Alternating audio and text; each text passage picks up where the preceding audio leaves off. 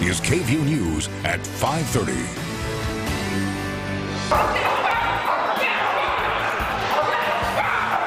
A country on high alert, the United Kingdom victim to another string of attacks, killing at least 7 people.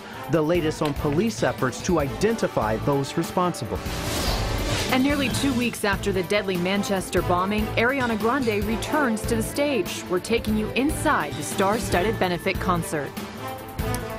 Good Sunday evening, and thank you for joining us. I'm Chris Betts. And I'm Brandon Jones. We begin, though, with those Sunday storms. You know, the sun was out and now it's gone, and we could see the clouds and rain move in. But this isn't the end. KVUE Storm Team meteorologist Nathan Gogo joins us now to tell us all about it. Hey, Nathan. Hey, we've had several strong storms move through central Texas just within the past several hours, but we're not done yet. We have more storms as we head through tonight. So here's what it looks like on radar. Still a bit active. Things have quieted down in the city of Austin. Just some light rain moving through, but several areas of storms. We have a pocket of storms, lightning, some heavy rainfall moving towards Lander into Georgetown, Round Rock. This is pushing to the southeast, so this may skirt and move into parts of Austin within the next 30 minutes or so. Also, we have just some light rain moving into the city of Austin.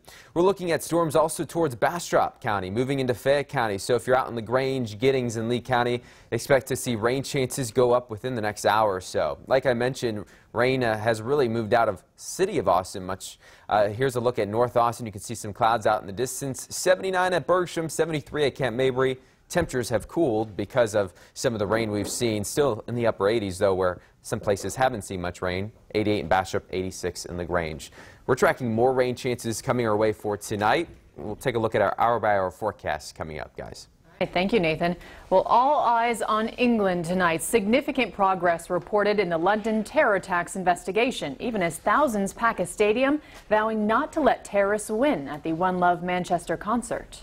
The white van that careened into a crowd was taken away today. Text going over every detail at the crime scene. That scene stretching from the London Bridge to the nearby Borough Market, a popular restaurant and nightclub scene where the 3 men attacked with knives. Raids in London today as police hunt for anyone linked to last night's terror attacks in London. At least 7 people are dead. 26 people remain in the hospital. 21 of them are in critical condition.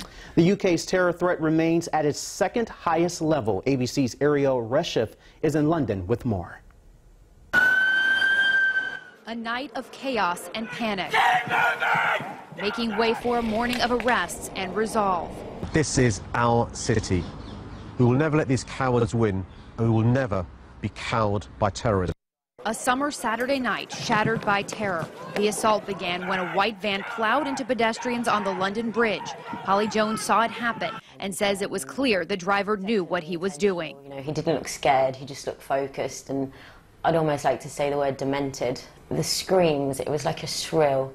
I've never heard kind of like a fear like it.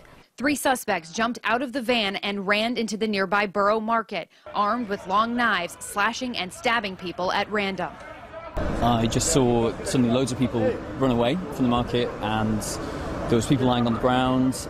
Within 8 minutes, armed police confronted the attackers, shooting and killing them. All 3 were wearing what appeared to be suicide belts, but the bombs were fake. Police say they are making progress identifying the men. Work is ongoing to understand more about them, about their connections, and about whether they were assisted or supported by anyone else. The investigation leading them to a London neighborhood. Residents startled by the raids. Before opening the door, I heard the first loud bang. I saw a couple guys running around and armed police around. So far, at least a dozen arrests. The bridge remains on lockdown. Evidence teams spending hours combing the rented van for evidence. This is the 3rd terror attack in the UK since March. The White House says President Trump has spoken to Prime Minister Theresa May. Terrorism breeds terrorism. There is, to be frank, far too much tolerance of extremism in our country. Police say there were no other suspects at the scene last night, but they are continuing to look for anyone connected to the deadly attacks. Ariel Reshef, ABC News, London. The London Bridge attack is the third terror attack in the United Kingdom in 3 months. 6 people were killed, including the suspect in an attack outside the Parliament at the end of March. 1 American was among the dead. Then just last month, a suicide bomber attacked fans at an Ariana Grande concert in Manchester. 22 people died, including children. Not too long ago, Ariana Grande returned to Manchester, changing the tone after that deadly terror attack from fear to hope, with a benefit concert for the victims. One Love Manchester included big performances from Justin Bieber, Miley Cyrus, Pharrell, and Coldplay. All of the performers spreading the message of love and peace.